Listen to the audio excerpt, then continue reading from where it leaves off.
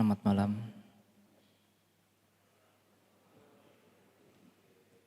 Selamat malam, Namo Buddhaya.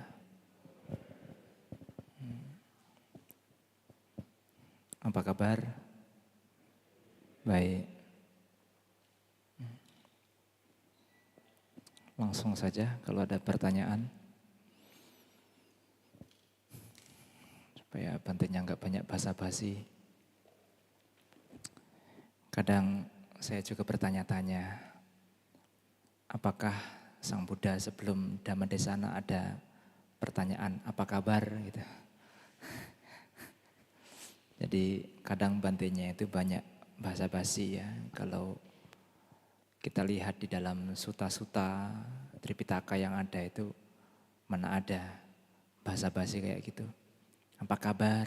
Cek Leo Boy, Hubu, gak ada. Langsung to the point. Ya.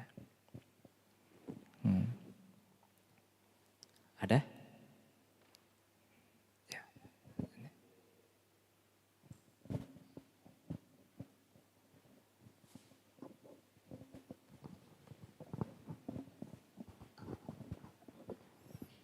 Izin bertanya Bante. Nama dari mana? Nama Buddhis Asoka Bante. Panggilan Aan. Siapa namanya? Asoka, nama Buddhis. Asoka, nama asli? Panggilan Aan. Aan panggilannya Bante. Aan. Ya. Dari? Medan. Dari Medan, oke. Izin bertanya Bante. Ya silakan. Kelahiran makhluk di 31 alam ini, sebenarnya dia itu nyata atau sunyata Bante? Nyata atau? Sunyata. Nyata atau sunyata? Wah, berat ini. Baik, kelahiran semua makhluk yang ada di 31 alam ini nyata atau sunyata. Dengan jelas saya nyatakan nyata. Hanya bukan di dalam 31 alam kehidupan. Sebenarnya yang semua makhluk lalui itu baru saja 26 alam kehidupan. Karena kelima alam kehidupan itu menjadi bagian daripada orang-orang yang sudah mencapai tingkatan anagami atau yang tidak kembali. Disebut tidak kembali maka dia lahir di 5 alam atau biasa disebut dengan alam sudawasa. Itu sudawasa itu ada 5 jenis itu ya. Nanti silakan googling itu lebih lengkap, lebih pas. Itu ada. Nah, hanya alam itu saja yang belum pernah disinggahi oleh manusia atau semua makhluk. Ya, karena ketika makhluk menyinggahi alam sudawasa, maka sudah terjamin pasti setelah habis masa waktunya di alam sudawasa, maka dia dengan clear sudah bebas atau semua kotoran batin sudah padam di sana. Jadi 31 dikurangi 5, jadi tinggal berapa? 26, tinggal 26 alam. Nah itu disebut sebagai ruang lingkup samsara. Nyata sekali kalau kita bisa mau melihat kenyataan yang ada, fakta yang ada. Kelahiran itu nyata enggak? Anda punya anak enggak? Pak Aan punya anak kan, berapa? 1 aja, kamu tambah. Anaknya 1, kelahiran itu nyata enggak? Anak Anda itu nyata enggak? Atau sunyata? Nyata kan? Nah, secara lahiriah ataupun batiniah atau spiritual sekalipun nyata sekali. Tidak ada yang sunyata. Sunyata itu artinya itu kekosongan ya, kalau dalam bahasa Pali. Bahkan nibbana itu tidak bisa dikatakan sunyata. Tidak bisa dikatakan kosong ya. Kalau kosong lawan katanya apa? Isi. Kalau masih dalam ruang lingkup kosong dan isi berarti belum mencapai kebenaran seutuhnya. Ya, tapi kalau nibbana ya, tidak tergambarkan, tidak terjangkau oleh pikiran manusia biasa. Makanya disebut itu sebagai pemahaman adi duniawi atau di luar nalar manusia biasa. Maka disebut sebagai manusia biasa itu ketika sudah mencapai tingkatan arahat bahkan sampai ke sotapanya itu sebenarnya sudah manusia yang luar biasa. Itu ya. Jadi jelas sekali itu nyata. Hanya untuk membuktikan sebelum lahir menjadi Pak Aan atau anak Anda itu dulunya siapa. Nah ini yang susah untuk dibuktikan. Ini hanya orang-orang yang memiliki kemampuan batin khusus. Mungkin di dunia ini sekarang mungkin ya ada tapi enggak banyak. Maka kalau ada orang yang sok tahu, oh Koko sedang diikuti sesosok ini, Koko sedang diganggu sesosok ini, itu omong kosong semuanya itu. Ya, tapi kalau yang mengatakan itu memang kita tahu, dia adalah seorang spiritualis, apalagi memang landasannya adalah Buddha Dhamma, nah itu mungkin lain cerita. Kalau yang mengatakan hanya sekedar katanya indigo, alah, gak usah didengar lah yang hal-hal yang kayak gitu. Ya, kita berpatokan kepada titik Tripitaka itu aja. Indigo memang ada, tapi tidak semua orang bisa membuktikan bahwa dia indigo murni. Kalau mengaku-ngaku ya banyak. Kalau yang mengaku-ngaku biku, ya saya juga mengaku-ngaku biku. Tapi apakah saya biku sejati? Belum kok. Masih jauh dari kata biku sejati. Nampaknya aja saya biku. Saya memiliki atribut biku. Kepala pelontos, ya, alis kumis dicukur, ya kan, pakaiannya seksi kayak wanita, ya kan. Itu kan atribut biku. Tapi apakah diri saya sudah menjadi biku yang seutuhnya? Belum. Saya hanya mengaku biku aja. Baru di fase itu saja. Ya, banyak kalau yang mengaku-ngaku. Jadi itu semuanya omong kosong gitu ya. Jadi kita harus tahu lihat orangnya siapa yang mengatakan. Dan itu enggak harus kita telan mentah. Kita iyakan juga enggak, kita tolak juga enggak. Ya, tapi perlu dikaji lebih mendalam melalui fakta-fakta yang ada. Tentu acuan kita adalah Tripitaka dan para pendalam spiritual agama Buddha, yang entah Bante, entah Samanera atau para Romo dan lain sebagainya. Gitu ya. Itu sangat nyata sekali. Untuk membuktikan susah, tapi banyak orang-orang yang sudah membuktikan tentang kelahiran kembali. Salah satunya ada yang namanya di Sri Lanka ya, Damaruan. Damaruan itu umurnya sekitar 7 tahunan begitu, tapi secara otomatis dia hafal suta-suta panjang yang ada di dalam Tripitaka tanpa ada yang mengajari. Itu sekarang mungkin sudah umur 50-an gitulah, kalau sekarang mungkin. Dia mungkin seumuran Koko lah ya, aku Aan ya. Kalau sekarang itu ada Damaruan zaman dulu di Sri Lanka. Itu sangat nyata sekali. Dibuktikan dari mana? Ya dibuktikan dari dia bisa melafalkan suta di dalam bahasa Pali. Nah, itu dengan indah, dengan nada yang enak. Bahkan ada salah satu Bante senior kita, siapa saya lupa namanya ya, saya lupa ya. Dia juga aktif menulis buku, tapi bukan Ajam Brahm, lebih populer dengan Ajam Brahm seharusnya. Cuman kalian jarang mendengar nama itu.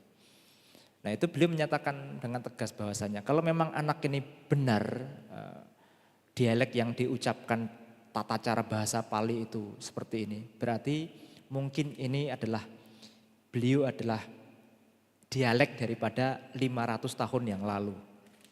Bante Senior itu dengan tegas menyatakan demikian. Tapi seiring berkembangnya umur kekedewasaan si anak itu, dia lupa. Dia sudah tidak mampu mengingat semasa waktu kecilnya itu tadi. Ya, kenapa bisa terjadi? Ya, kalau nggak terjadi berarti hukum anicca itu nggak nyata. Sekalipun itu disebut anicca pun nyata, bukan sunyata. Ya, itu terbukti oleh itu Damaruan itu hanyalah salah satu dan mungkin banyak kalau kita mau lihat orang yang ahli dokumenter dunia itu ada yang memang seperti itu. Ada yang tiba-tiba anak lahir, dia bisa menunjukkan kehidupan masa lampaunya, rumahnya di mana, tinggalnya di mana, desa apa, dengan orang tua dari suku apa. Ada yang seperti itu juga. Silakan dicari itu, banyak itu. Ada bukunya itu dulu tuh, apa tuh namanya, yang mengupas tentang kelahiran kembali. Nah itu memang nyata. Tapi untuk membuktikan itu kan enggak. Kalau saya sih enggak usah dibuktikan. Dengan kelahiran saya itu adalah bukti nyata itu. Dengan kelahiran saya, orang-orang yang saya lihat di sekitar saya itu kan bukti nyata. Setiap hari orang lahir, orang mati itu kan bukti nyata. Mau bukti apa lagi? Kalau saya prinsipnya tidak perlu bukti. Ketika Buddha menyatakan apa tertuang di dalam kitab suci Tripitaka, saya percaya. 2500 tahun yang lalu ketika belum ada apa yang buat ngeker yang jauh itu? Mikroskop ya? Betul ya? Yang buat ngeker itu bisa melihat apa namanya planet-planet lain. Tapi 2500 tahun yang lalu Sang Buddha sudah menyatakan tidak hanya planet tapi ribuan planet. Itu yang dinyatakan Sang Buddha. Saya nggak perlu bukti. Kalau sains mungkin silahkan dia membuktikan. Tapi saya nggak perlu bukti untuk meyakini hal itu semua. Buddha menyatakan apa? Saya meyakininya. Pokoknya kalau mau mujur, makmur, ya, damai, tenang, sentosa gitu, ikuti kata-kata Buddha. Saya jamin Anda bahagia, Anda bisa mencapai padamnya kotoran batin.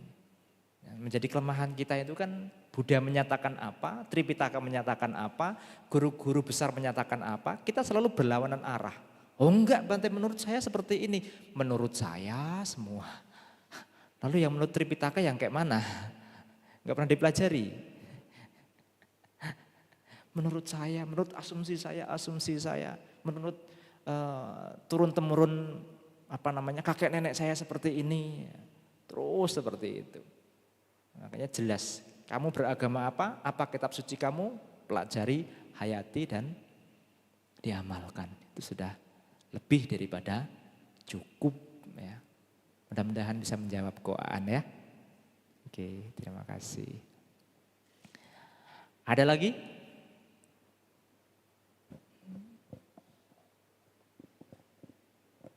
Kalau koaan mau bukti secara nyata ya tinggal kembangkan meditasi samatanya sehingga nanti bisa memunculkan kekuatan batin idiwidi atau kekuatan batin lainnya.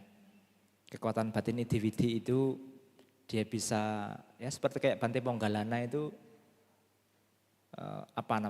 kalau dalam bahasa ininya beliau asal keluar masuk neraka. Keluar masuk surga itu bebas tanpa memegang kunci. Ibaratnya ya. Jadi kapanpun beliau mau ke neraka bisa. Dengan kedipan mata celing atau sekuat orang yang gagah, kuat, yang sehat dengan merentangkan tangan atau melipat tangan. Ini ada satu kedipan enggak?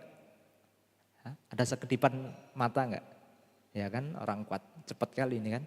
Merentangkan tangan ini. Atau dengan kedipan mata. Bante Ponggalana ini bisa mengunjungi neraka, bisa ke alam surga yang dipilih. Celing di sana, celing di sini. Nah, itu memakai kekuatan idiwidi. Nah, itu silahkan buktikan ya. Ini silahkan kalau mau ini kuncinya satu itu aja ya. Kalau mau membuktikan kelahiran itu nyata atau sunyata. Oke, yang lain? Jadi ada ilmu baru juga selama ini kita berpikir bahwa kita sudah lahir dalam 31 alam tapi ternyata hanya di 26 alam ya. Jadi maksudnya itu secara keseluruhan memang ada 31 alam. Tetapi yang pernah dilewati oleh semua makhluk itu hanya di sekitaran 26 alam. Ya, karena kelimanya ini alam yang sudah dikatakan kita di posisi aman kalau sudah bisa mencapai alam itu. Kita tidak akan tumimba lahir ke alam-alam rendah. Ya, ketika habis kuotanya di alam sudawasa itu maka kita akan mencapai padamnya kotoran batin. Enak enggak? Ya kembangkan loh. Kembangkan individunya. Oke, pertanyaan selanjutnya. Kalau ada dari kaum ibu, kalau ada. Baru jam 9 lewat 3 menit. Silakan.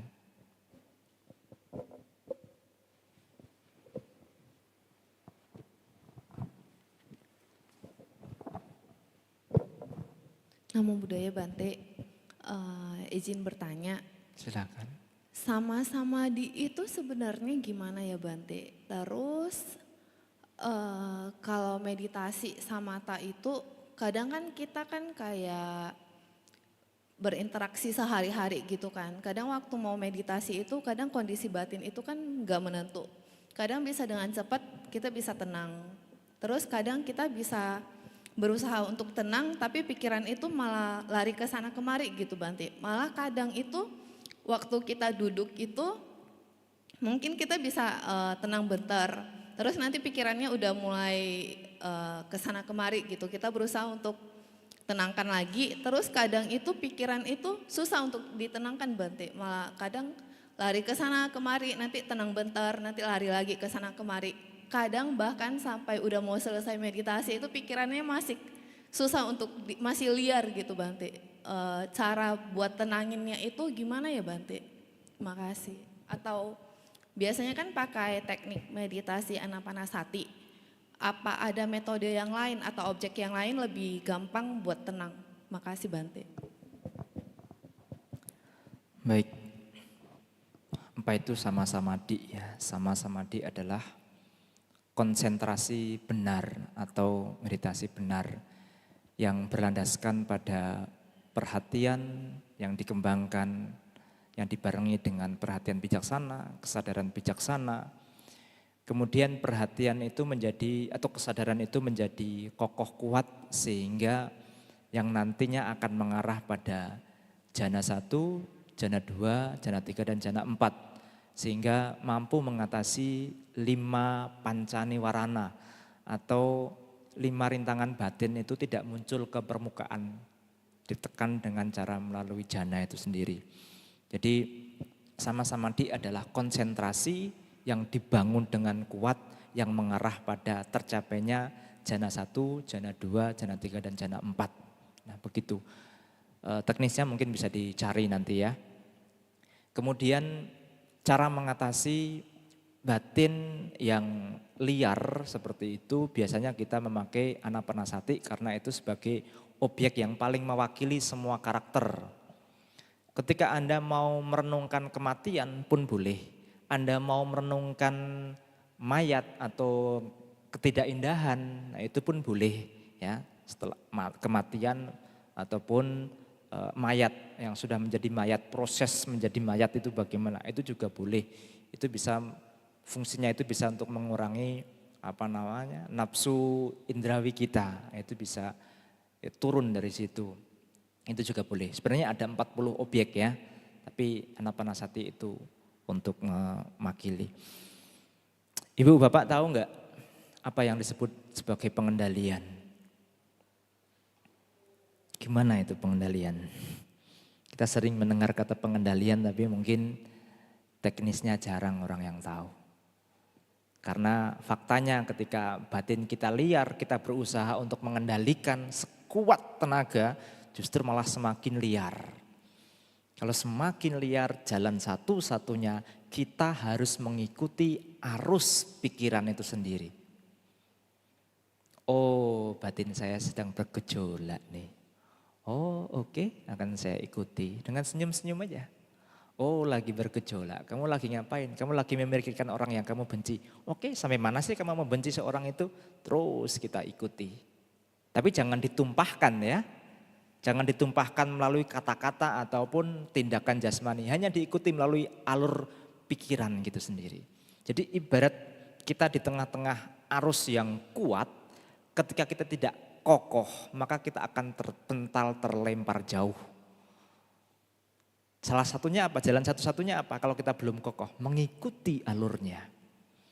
Kita buat perahu yang indah dengan dayung yang mumpuni, kemudian kita bisa mengarahkan agar kita tidak terjatuh ke jurang. Ya, ikuti aja. Pada akhirnya nanti kita sampai ke samudra. Orang arom jeram itu kayak mana sih? Dia kan tidak melawan itu alurnya. Dia mengikuti alurnya saja. Tapi dengan cara mengarahkan juga. Bukan hanya sekedar mengikuti. Kalau hanya sekedar mengikuti kita bisa sampai comberan nanti ya. Kita berhenti di comberan. Ya. Jadi ada kalanya kita harus mengendalikan, ada kalanya kita harus mengikuti alur daripada pikiran itu sendiri. Baik, jadi ini sejalan dengan apa yang mau saya sampaikan sebenarnya, tapi terbuka. Jadi kita bisa menyimpulkan atau saya memiliki 6 binatang. Saya memiliki 6 binatang. Ular, tolong dibantu diingat ya. Ular, buaya, burung, bukan buaya buntung ya. Ular, buaya, burung, anjing, serigala, dan monyet. Ibu bapak saya bisa bayangkan. Atau saudari tadi siapa namanya, saya lupa tanya nama. Hah? Oke Yeni, hari itu pernah bertanya juga ya. Oke, saya ingat kacamatanya aja. Namanya enggak ingat. Oke, saudari Yeni. Ibu bapak bisa bayangkan enggak? Kalau ke-6 binatang ini tadi, ini ada hubungannya dengan pengendalian nanti ya. Nanti Anda temukan sendiri. Kalau ke-6 binatang ini kan jelas-jelas dia dari jenis dan habitat yang berbeda. Dan juga bisa dipastikan dari tempat yang berbeda. Kemudian kita tali masing-masing ke-6 binatang tersebut. Kemudian kita bikin simpul di tengah. Jadi ke-6 tali itu kita ikat bersama di tengah. Bisa kita pastikan binatang yang lemah akan mengikuti binatang yang kuat. Karena apa? Setelah tertali di simpul tengah tadi, ya hanya ditali di simpul, jadi masing-masing binatang itu memiliki kesempatan untuk menarik ke berbagai arah. Maka si ular akan berpikir, saya akan pergi untuk mencari sarang semut. Buaya pun juga berpikir, saya akan pergi ke perairan atau mencari sungai atau ke rawa-rawa. Burung pun juga berpikir, saya akan terbang bebas ke angkasa. Gitu kan? Anjing dia berpikir, saya akan pergi ke tengah perkampungan.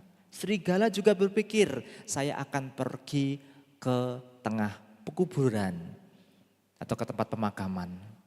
Dan yang terakhir, monyet. Dia juga berpikir, saya akan pergi ke hutan liar.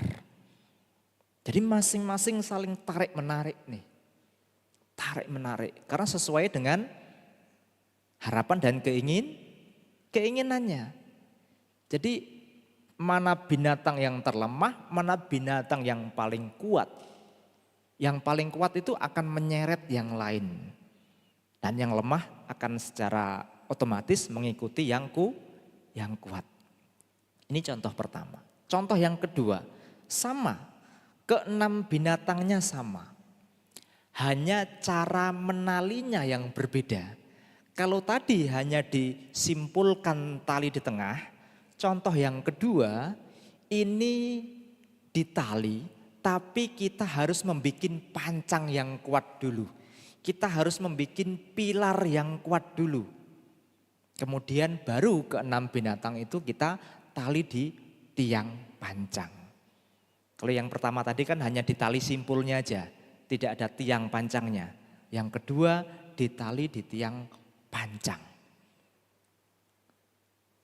Binatang yang lemah ataupun yang kuat ketika dia berpikir masing-masing tadi, ya kan, aku akan pergi ke mencari sarang semut, aku akan pergi ke perairan, aku akan pergi terbang bebas, aku akan ke tengah perkampungan, aku akan ke pekuburan, dan aku akan pergi ke hutan liar.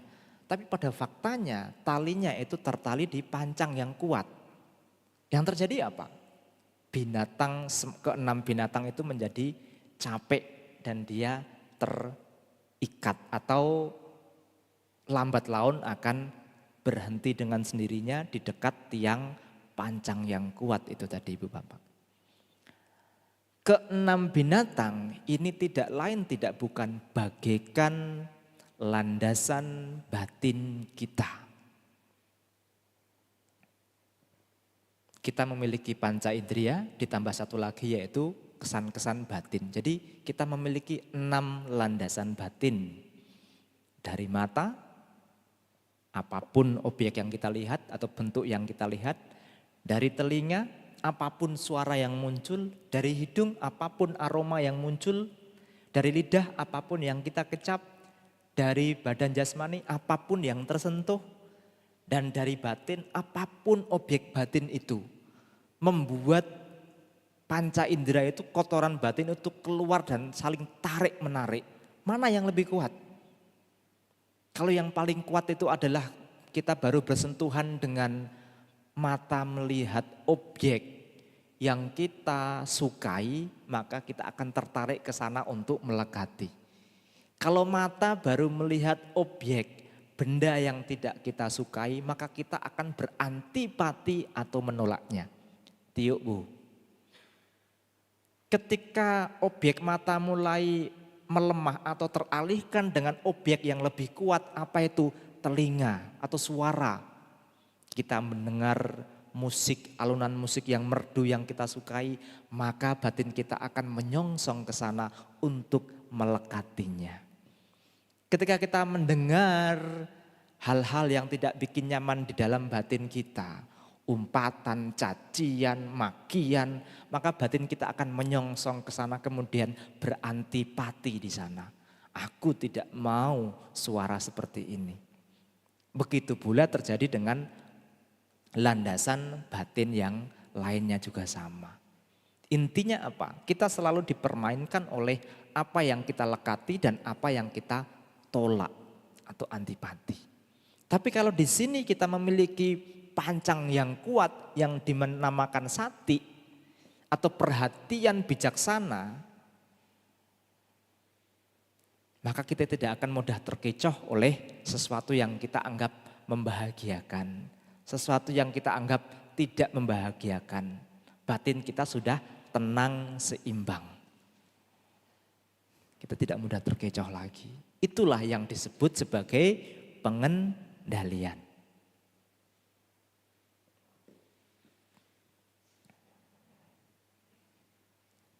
Dan Ibu Bapak yang berbahagia, perumpamaan itu saya ambil dari Samyutta Nikaya, kelompok khotbah tentang 6 landasan indria, perumpamaan tentang 6 binatang.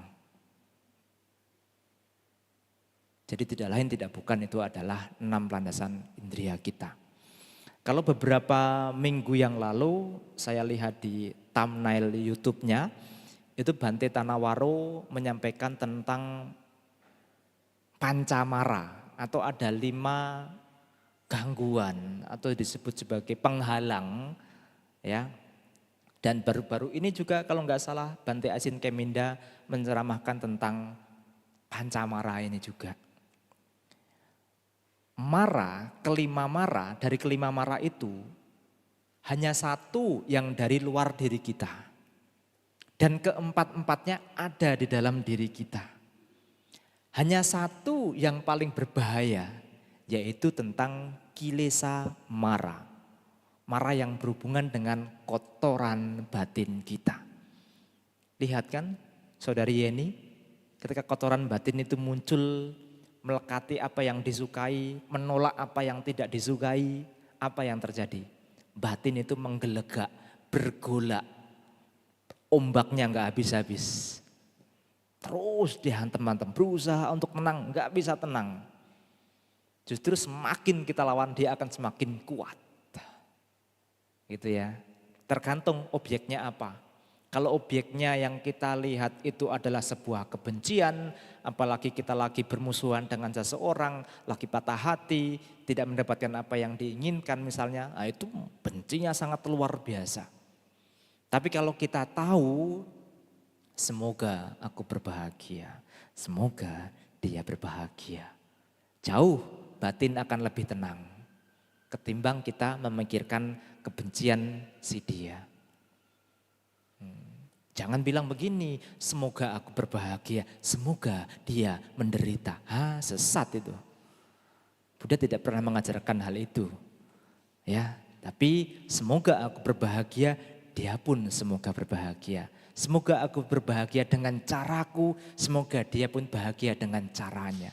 Semoga aku menemukan kedamaian batin di dalam Dhamma, semoga ia pun demikian. Indah gak sih? Indah gak sih agama Buddha itu?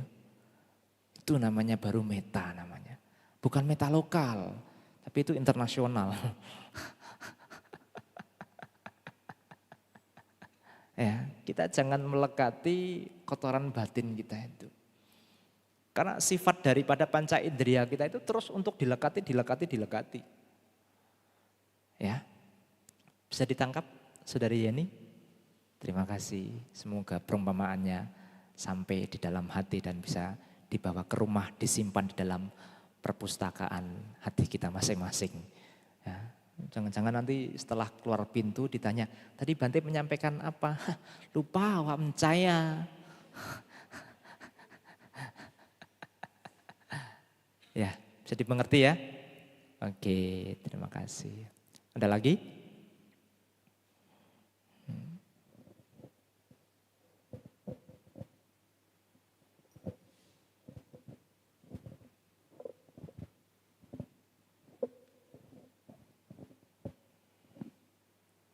Ya, mungkin saya bisa rekomendasi Saudari Yeni nanti bisa buka Samyutta Nikaya khusus tentang apa judulnya saya lupa ya.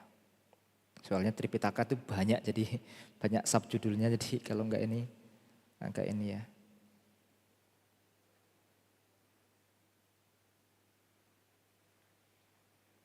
Tentang indriya.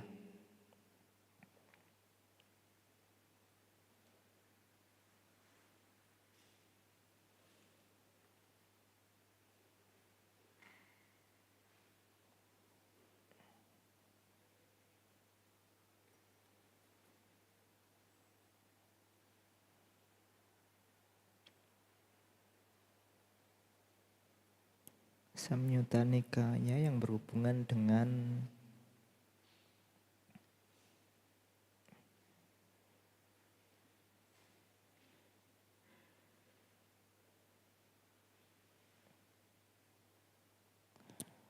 Samyutta Nikaya 48 ya. Yang berhubungan dengan indriya samyutta. Itu di situ banyak sutta, kalau kita bisa ketik atau bisa kita lihat tabelnya itu banyak sutta, dan itu sutta yang berhubungan tentang pengendalian indriya. Namanya aja indriya samyutta. Jadi kelompok yang berhubungan dengan indriya. Jadi di situ dikupas habis yang berhubungan, nanti ada perumpamaan, ada penjelasan rinci dan lain sebagainya. Apalagi kalau misalnya Saudari Yeni itu bisa mengakses memakai bahasa Inggris itu, nanti bisa cari komentar-komentar yang berhubungan dengan Samyutta Nikaya, yang berhubungan dengan indriya samyutta. Itu luar biasa. Jadi dulu saya juga begitu, kelompok tentang samyutta, saya baca habis walaupun kadang banyak yang kembar gitu ya. Bedanya sedikit tapi banyak yang kembar supaya pemahaman menjadi komplit. Jadi ketika ada orang tanya pun kita tidak mungkin ya atau mungkin. Nah, jadi kalau masih pakai kata mungkin itu agak-agak meragukan gitu ya. Jadi karena tidak ada landasan yang jelas gitu. Ya, itu khusus tentang indriya di situ. Jadi kita bisa memahami pelan-pelan indriya di situ. Nah, hanya itu permasalahan kita. Hanya di situ permasalahan kita. Ya. Buddha itu sudah mengajarkan dhamma dengan berbagai macam contoh dan perumpamaan agar apa? Mudah dipahami. Tujuannya di situ. Ya. Nah, oke, silakan Surya. Ada satu lagi Surya.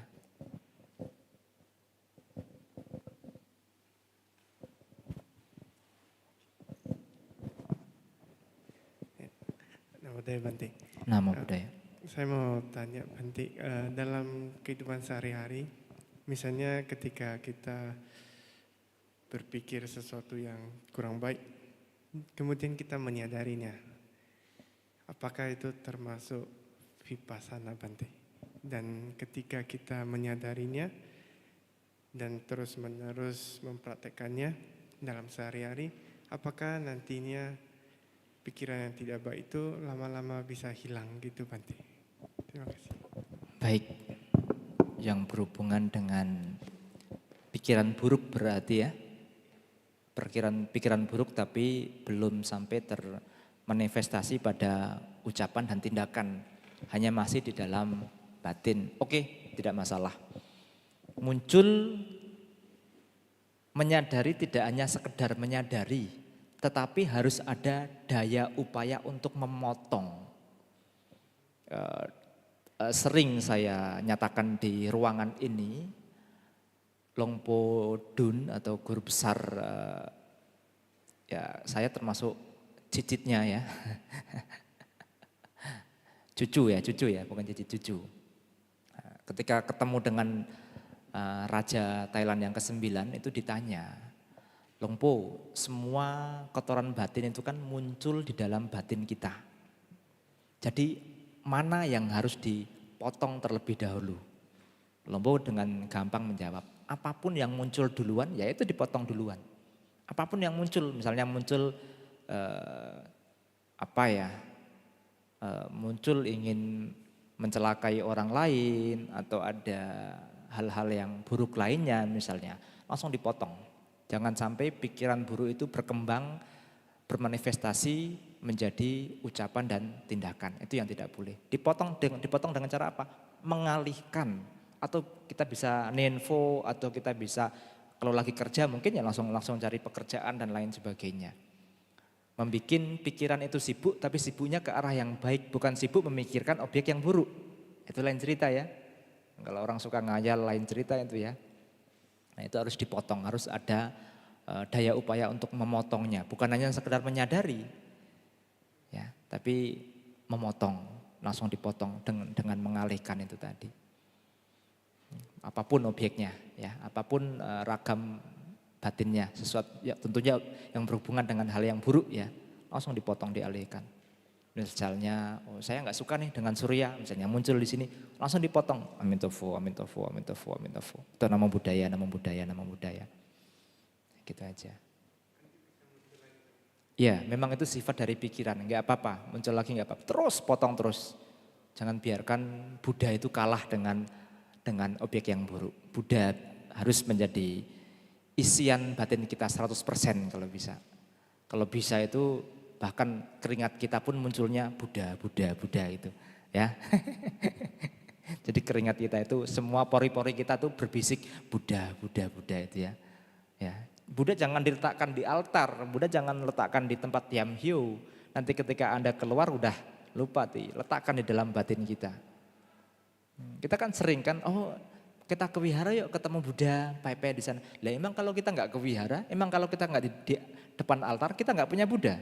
Dan terus ngapain kita berucap Budang Serenang Gacami? Sebenarnya yang bodoh siapa sih di sini? Gitu ya istilahnya ya. Kadang kita menertawakan diri kita sendiri, goblok gitu. Kita sendiri ya goblok gitu.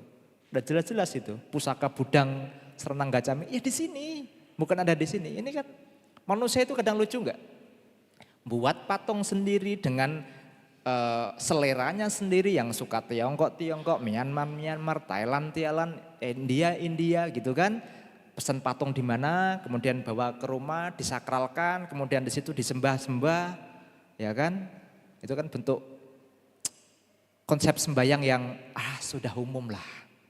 Buddha menawarkan sesuatu yang istimewa, tidak hanya umum, tapi umum yang lebih istimewa gitu loh. Jadi kalau kita bisa meletakkan Buddha di dalam hati kita, kita udah nggak perlu materi-materi luar seperti ini, nggak perlu namanya. Ketika ada yang muncul buruk apa? Aku punya Buddha, Budang Damang Serenang Gacami. Ya, etena sacawacena sotite hotu sahabada, hotute jaya manggalang. Nah, itu lebih powerful itu. Bisa dipahami ya? Nah, itu aja. Pokoknya intinya jangan hanya di dalam pikiran kita. Ya, bila perlu itu semua pori-pori kita berbisik Budang Serenang Gacami, Budang Serenang Gacami. Bahkan keluar masuk nafasnya kita bila perlu Budang Damang Sanghang Serenang Gacami. Tidak hanya pas pus ya, tapi Buddho. Murid Buddha kan? Siswa Buddha kan? Udah, oke. Terima kasih Surya. Menjawab ya? Oke. Kalau masih ada, oke, saya kasih waktu, masih ada 3 menit lagi. Silakan. Ibu. Laris ya malam ini ya. Cocok berarti ini Mbak Jeputi. Berarti yang sebelah kanan 2, sebelah kiri 2. Seimbang. Silakan. Namo Buddhaya Bante, saya izin Namo bertanya. Buddhaya. Saya mau tanya Bante, apakah batin kita itu punya pemikirannya sendiri? Karena dari pengalaman saya, beberapa bulan yang lalu saya sempat mau kena sejenis penyakit yang dinamakan kepanikan. Panik attack. Oke. Ya lanjut. Panik. Jadi selama ini saya nggak pernah begitu, Bante. Jadi saya heran kenapa saya menjadi begitu. Setiap malam itu dimimpiin, mimpinya itu mau ke suatu tempat nggak nyampe-nyampe. Mau gimana ya, bangun di tengah malam rasanya takut, panik gitu. Kemudian saya mencari tahu apakah ini disebabkan oleh trauma-trauma atau masalah-masalah yang lalu itu timbul. Kemudian saya ngomong dengan diri saya sendiri. Maksudnya saya ngomong kepada batin saya sendiri, saya minta maaf dan saya sudah memberikan Anda beban yang begitu berat sehingga sekarang kamu itu berontak atau gimana. Jadi apakah benar batin itu punya pemikirannya sendiri dan apakah ngomong dengan diri kita sendiri itu bisa membantu, Bante? Apakah itu pandangan yang salah atau benar? Oke. Baik. Saya kira itu adalah hal yang wajar. Batin bukan punya pemikirannya sendiri, tapi memang punya alurnya sendiri. Gitu ya. Kalau untuk mengenai masalah panik dan lain sebagainya, ada kala kejadian masa lampau yang belum terselesaikan, kita belum bisa berdamai dengan masa lampau itu sendiri. Ada kalanya itu bisa mengakibatkan hal-hal seperti itu. Tentu kalau kita mau cari sumbernya, maka kita harus melihat ke dalam diri. Apa ya yang membuat saya panik? Ataukah hari ini saya belum gajian? Ataukah listrik belum terbayar? Dan lain sebagainya. Ataukah ada masalah dengan anak? Atau itu kita bisa cari sendiri dengan cara bercermin seperti itu. Itu bisa ketemu lama-lama. Tapi itu tadi, masa lampau yang belum terselesaikan dengan baik ada kalanya bisa membebani pikiran di masa sekarang. Dan sebenarnya itu adalah hal yang wajar. Ketika ibu berbisik atau mengatakan, mohon maaf saya sudah membebani Anda dengan cara, itu sebenarnya tidak baik sih. Karena itu konotasinya, muatannya adalah negatif. Seolah-olah kita membikin beban. Enggak, kita enggak membikin, kita tidak membebani sesuatu siapapun. Batin itu murni milik Anda. Jadi kita tidak membebaninya. Hanya kita salah terhadap melihat alur batin itu sendiri. Kekurang clear di dalam melihat alur batin itu sendiri sehingga kita berpandangan bahwa kita memberikan beban. Enggak, kita hanya melekatinya saja. Melekati pengalaman-pengalaman masa lampau. Terkhusus adalah pengalaman-pengalaman pahit yang timbul dari perasaan, ragam pikiran, kesadaran dan lain sebagainya. Ya, itu yang membuat kita tidak tenang. Ya cukup, semoga aku berbahagia. Ya, semoga ia berbahagia. Kalau ia itu ditunjukkan kepada makhluk lain bukan kepada siapa-siapa. Intinya di sini kita memiliki kekuatan penuh untuk melepaskan hal-hal yang tidak menyenangkan itu. Itu jangan kita lekati terus. Kita kan selalu memanggil memori yang buruk kan. Oh hubungan dia tidak baik dengan saya. Dia telah memutuskan saya. Dia sudah mem-PHK saya misalnya kayak gitu. Itu yang terus kita panggil. Padahal itu sudah berlalu masa lampau. Kita harus bisa berdamai. Orang yang happy adalah orang yang sudah bisa berdamai dengan masa lalunya. Ya, jadi masa lalu itu tidak hanya 5 tahun yang lalu, tapi 2 detik yang lalu juga masa lalu. 1 menit yang lalu juga masa lalu. Nah, kita hiduplah dengan nyata, real dengan ada yang sekarang ini. Ya, cukup kita kembangkan takut misalnya. Muncul perasaan takut, udah percaya kan dengan budang Serenang Gacami, ya udah itu aja yang dibaca ulang-ulang. Batin saya dipenuhi dengan cahaya Buddha, budang Serenang Gacami. Marah datang pun silahkan datang, ngapain dong? Ya, marah nanti ketakutan sendiri itu ya. Itu bagian daripada kilesa marah itu, rasa takut, trauma, menyimpan trauma masa lampau itu marah, kilesa marah juga itu. Ya, atau dalam bahasa abhidhamanya itu adalah faktor mental yang tidak baik atau faktor mental yang merugikan.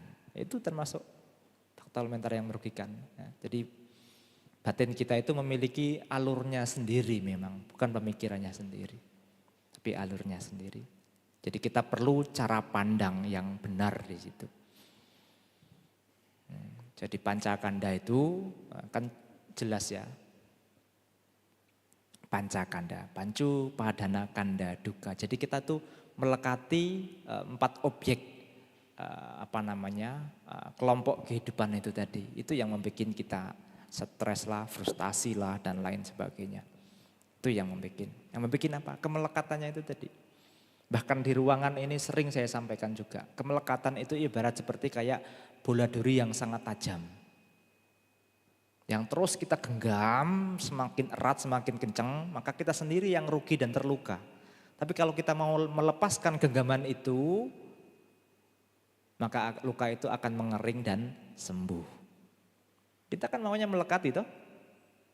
Kalau ada objek yang enak tadi aku maunya, aku ingin melekatinya. Kalau ada objek yang tidak enak, aku ingin membencinya. Padahal kedua-duanya itu memiliki sifat yang sama. Apa itu?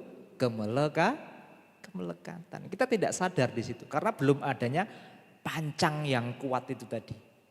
Pancang perhatian bijaksana itu tadi.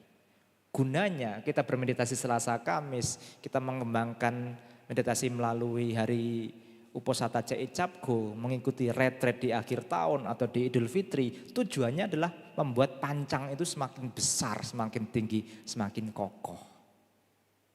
Itu aja Ibu Bapak, sesimpel itu ya. Jadi sebenarnya manusia itu gampang, yang mudah adalah, yang sulit adalah cara berpikirnya. Hidup itu mudah, yang mempersulit adalah cara berpikir kita. Karena kita belum clear melihat segala sesuatunya. Kita masih tersamar-samarkan. Makanya kita butuh kacamata supaya enggak samar. Bukan kacamata yang Anda pakai, tapi kacamata dhamma. Gitu ya. Bisa terima Bu ya? Ya, nanti digali sendiri. Ya, temukan sendiri nanti. Oke, baik. Jadi seimbang dari sebelah kanan 2 dan sebelah kiri 2. Enggak ada lagi ya, Ibu ya? Atau Ibu yang buka buku ada? Hah? Kita kirain ada, oke. Jadi baik, itu yang dapat saya sampaikan. Mudah-mudahan jawaban yang telah saya sampaikan cukup memberikan satu pandangan baru sehingga kita tidak meraba-raba di dalam dunia spiritual. Dan semoga itu dapat memacu kebaikan kita untuk tumbuh berkembang di jalan Dhamma Sang Buddha hingga nanti mengondisikan kemakmuran dan kondisi akhir padamnya kotoran batin kita atau mencapai nibbana. Akhir kata, Sabbhe satta bhavantu sukhitata, Namo Buddhaya.